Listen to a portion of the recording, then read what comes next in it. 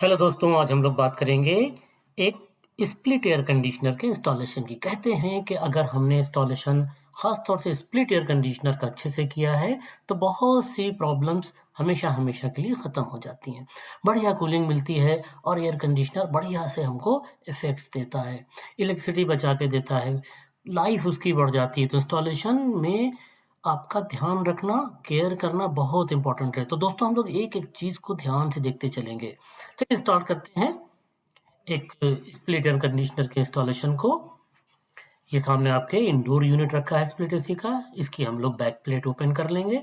थोड़ा इत्मीनान से, थोड़ा ध्यान के साथ ये बैक प्लेट जिस तरीके से आप फिट करेंगे और यहाँ पे हमारा जो इंडोर है, इसमें नाइट्रोजन का प्रेशर रहता है और ये प्रेशर तेज़ी से बाहर निकलना चाहिए जब हम इन प्लग्स को ओपन करें।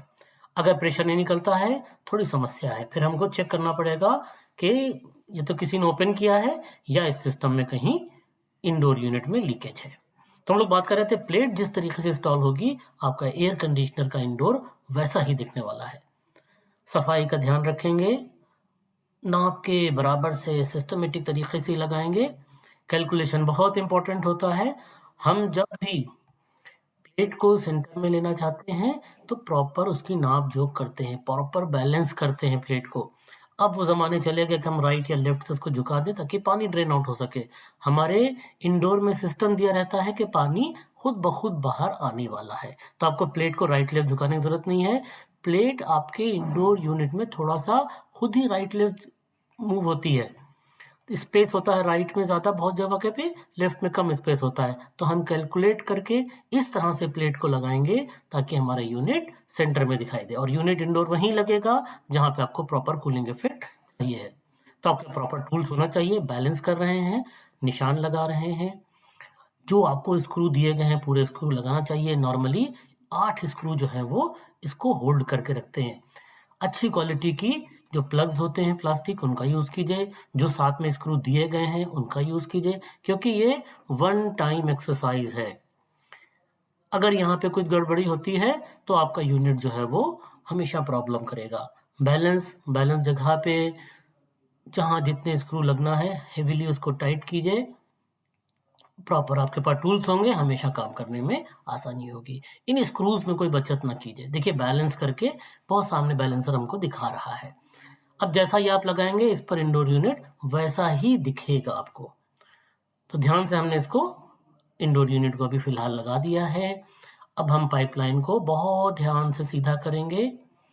यहाँ पे अगर आपको ज़रूरत है 5/8 से और क्वार्ट हाफ में कन्वर्ट करने की तो एडॉप्टर्स आते हैं, हम लोग एडॉप्टर का यूज़ करेंगे।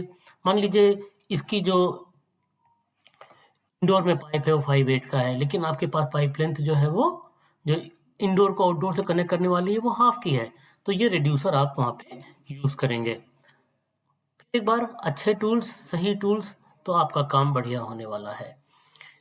रोटरी कटर सबके पास आ गया है। ये रोटरी कटर वाली जो हमारी फैसिलिटी होती है, ये हमेशा हमारी वॉल को सेव करके रखती है। जितनी जगह की ज़रूरत है 70 एमएम, 72 एमएम, 75 एमएम जो भी जगह की ज़रूरत है, उतना ही बड़ा इसमें रोटर हम आगे कटर लगाते हैं। अब हम ये यहाँ पे एक प्लास्टिक का सपोर्ट लगा रहे हैं जिसके अंदर से पाइपलाइन को लेके जाएँगे ताकि हमारी गंदी-गंदी पाइपलाइन सामने दिखाई ना दे। इंसुलेटेड पाइप्स को हमने और एक चीज़ का ध्यान रखेंगे, आपने आगे देखा होगा, इसके नट्स लगे हुए हैं।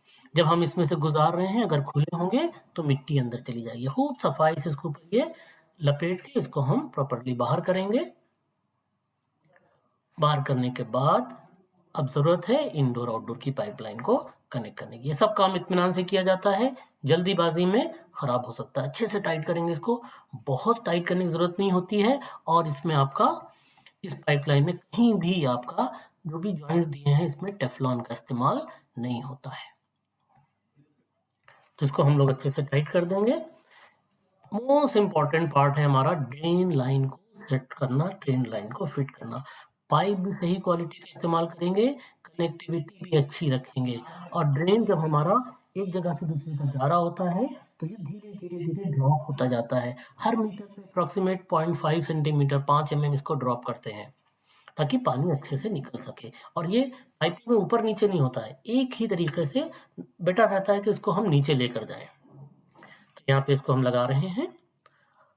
टाइट फिटिंग होना चाहिए, प्रॉपर फिटिंग होना चाहिए। अगर ज़रूरत है तो उसकी टेपिंग कर दीजिए। इसके बाद हम लोग इलेक्ट्रिकल बॉक्स खोलेंगे इंडोर एसी का।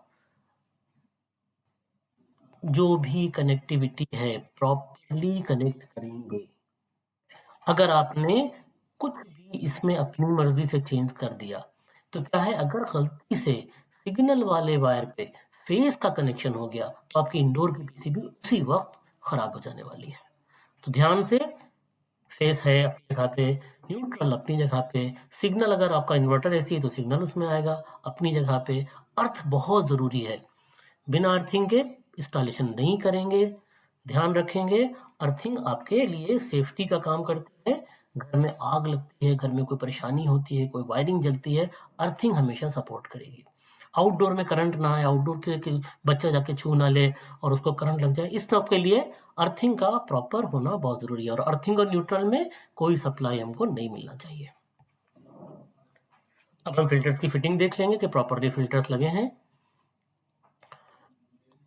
बेस्ट रहता है कि कस्टमर को उसको लगाने और निकालने का तरीका भी, पानी थोड़ा-सा लेके हम इसमें डाल के देखेंगे कि मैंने जो ड्रेनेज का सिस्टम किया है, जितना पानी हम यहाँ डाल रहे हैं, उतना ही बाहर निकल रहा है कि नहीं। आइए, बहुत इम्पोर्टेंट पार्ट है। हम लोग आउटडोर को अगर वॉल में इंस्टॉल कर रहे हैं, लटका रहे हैं उसको दीवार में, तो हेवी ड्यूटी, गोदरेज के हेवी ड्यूटी स्टैंड्स आते हैं और उसमें प्रॉपर स्टड्स हम लोग लगाएंगे। ये भी हेवी ड्यूटी होते हैं क्योंकि इसके ऊपर साल हा साल आपके आउटडोर को चलना है, तो इसको भी बैलेंस करके लगाएंगे, प्रॉपर टाइट करेंगे। इसमें रिंग वॉशर्स होते हैं और अब हम इसके ऊपर अपने आउटडोर को स्टेबल लगाएंगे, रखेंगे आउटडोर के ऊपर। ये हमारा आउटडोर है, हेवी होता है दोस्तों, इसका ध्यान रखेंगे। आवाज़ को कम करने के लिए इन रबर्स का यूज़ करना बहुत इंपॉर्टेंट है। सारे जितने हमारे नट बोल्ट्स हैं प्रॉपरली इनको टाइट करेंगे। जो भी पाइपलाइन बाहर आ रही है, ड्रेन का पाइप भी साथ में है, इसको अच्छे से हम लोग बैलेंस करके, प्रॉपर क्लिपिंग करके, इसके ऊपर जो भी आपको साथ में स्ट्रिप दी गई है वो लगाइए। स्ट्रिप की सबसे बड़ी खूबी क्या होती है दोस्तों, कि ये स्ट्रिप जो है इसमें केमिकल होता है जो दूर भगाता है, खासतौर से चूहे हो गए, गिलहरी हो गई।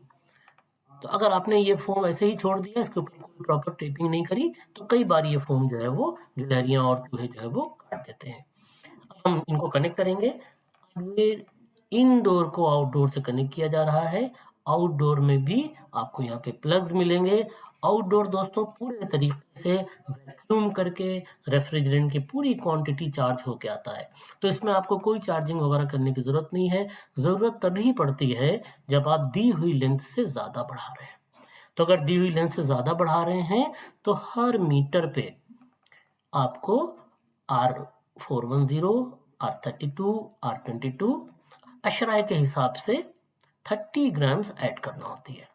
और R290 है, प्रोपेन है, तो 8 ग्राम आपको, 30 ग्राम और 8 ग्राम आपको यहाँ पे यूज करना होती है। 30 ग्राम्स हम लोग यूज करेंगे 410, 32 और 22 में। 8 ग्राम यूज करेंगे प्रोपेन मतलब 290 में। कब? जितना आपको पाइप दिया गया उससे जब बढ़ेंगे, 1 मीटर बढ़े, 2 मीटर बढ़े, 5 मीटर बढ़े, 10 मीटर बढ़े, तो उसके हिसाब से हमको हर मीटर पे ये क्वांटिटी ऐड करना चाहिए। अब हम ये पाइपलाइन बैलेंस करके, कभी भी खींच के टेढ़ा करके जबरदस्ती इसको नहीं लगाएंगे, खुद से या हाथ से टाइट होना चाहिए। फाइनल जो टर्न्स है वो हम लोग उसके लिए रिंच इस्तेमाल करेंगे। देखिए ये हाथ से टाइट हो रहा है, इसमें भी टेफ्लॉन का इस्तेमाल नहीं है, कोई भी टेफ्लॉन का यूज नहीं कर रहे हैं। ये हमारा चार्जिंग पोर्ट है, एक इसमें लिक्विड लाइन है, एक इसमें गैस लाइन है। गैस लाइन के साथ में चार्जिंग पोर्ट होता है जिसके अंदर पिन होती है। अब हम इंडोर को वैक्यूम करेंगे, ये बहुत इंपॉर्टेंट एक्सरसाइज है। बिना वैक्यूम के हम कोई भी काम आगे नहीं करेंगे। तो आधे घंटे, पौन घंटे वैक्यूम करेंगे, लेकिन टाइम इतना इंपॉर्टेंट नहीं है। आपका वैक्यूम मीटर वैक्यूम शो करना चाहिए।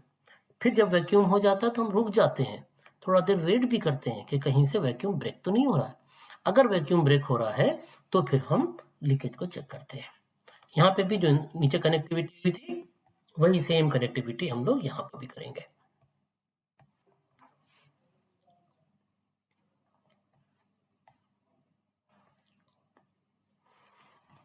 बहुत जरूरी है, फेस अपनी जगह पे, न्यूट्रल अपनी जगह पे। एक बार फिर से हम लोग देखेंगे, न्यूट्रल की जगह सिग्नल का पॉइंट जो नीचे था वही ऊपर रहेगा, न्यूट्रल जो नीचे था वही ऊपर रहेगा, फेस जो नीचे था वो ही ऊपर रहने वाला है। अर्थिंग भी प्रॉपर होना चाहिए। जो हीटिंग कूलिंग वाले यूनिट्स हैं उसमें अलग से एक जैक आता है, तो जब कभी हम लोग उसका प्रोग्राम करेंगे तो उसमें आपको हीटिंग कूलिंग वाले यूनिट में अलग से वो जैक मिलेगा, उसमें जैक को आपको इंडोर से आने वाले जैक में कनेक्ट करना है। प्रॉपर इसको सील कर देंगे। अच्छा, जब वैक्यूम हो गया तो हम ये नट्स खोलेंगे। इसके अंदर की से कंट्रोल होने वाला वाल्व है। अगर जरूरत पड़ी तो हम एडिशनल रेफ्रिजरेंट चार्ज करेंगे, अगर जरूरत नहीं है तो जो ओरिजिनल रेफ्रिजरेंट चार्ज है दैट इज एनफ। हम लोगों ने क्या किया, डिस्चार्ज लाइन खोल के, क्योंकि प्रेशर आ गया सिस्टम में और लीकेज आपने सिंपल झाग से, अगर आपके पास इलेक्ट्रॉनिक लीक डिटेक्टर है बहुत अच्छी बात है, हमने झाग से लीकेज चेक कर लिया। इंडोर में भी चेक कर लिया जो आउटडोर से कनेक्टिविटी है, और आउटडोर में भी लीकेज चेक कर लिया। सब कुछ चेक करने के बाद, सारी चीजें बैलेंस करने के बाद अब हम यूनिट को स्टार्ट करेंगे। जहां भी पन्नी वगैरह लगी है इसको निकाल लेंगे और इसकी वर्किंग प्रॉपर वे में टेस्ट करेंगे। कस्टमर को उसके फीचर्स बताएंगे, कस्टमर को इसकी वर्किंग बताएंगे, कस्टमर को कहाँ पे अगर कोई कॉल आती है, कोई कंप्लेंट आती है तो उसको कहाँ पे जाके बात करना है, ये पूरी इंफॉर्मेशन हम कस्टमर के साथ में शेयर करेंगे। तो दोस्तों इस तरह से हम लोग एयर कंडीशनर का इंस्टॉलेशन कर सकते हैं। किसी तरह का भी कोई अगर प्रॉब्लम आती है, कोई समस्या होती है, तो हमेशा जो है वो आप प्रॉपर सही जगह से ही इंफॉर्मेशन कलेक्ट करें, जेन्युइन स्पेयर्स का ही इस्तेमाल करें। थैंक यू वेरी मच दोस्तों।